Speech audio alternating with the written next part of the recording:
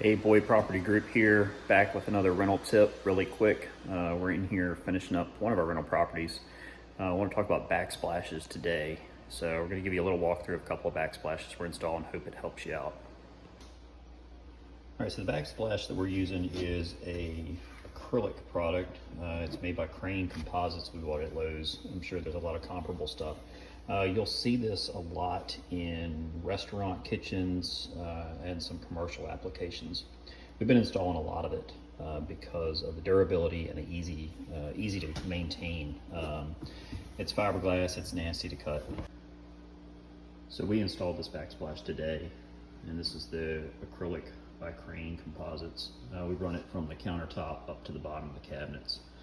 Throw a little bit of wood trim on it just to clean it up, caulk it. In this application, we actually did a quarter round at the bottom because our wall was so uneven.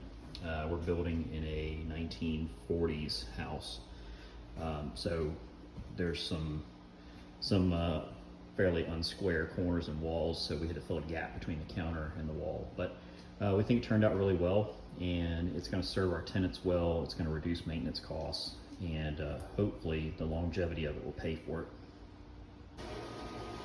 So here we've installed the acrylic both behind the vanity. This runs floor up behind the vanity, so we did not cut out behind it.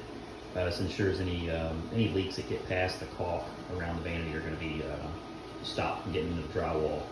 It runs behind the toilet and ends over near the tub. And they sell corner pieces, top pieces, which we haven't installed yet, but everything to make it look nice and finished and smooth instead of just caulking it.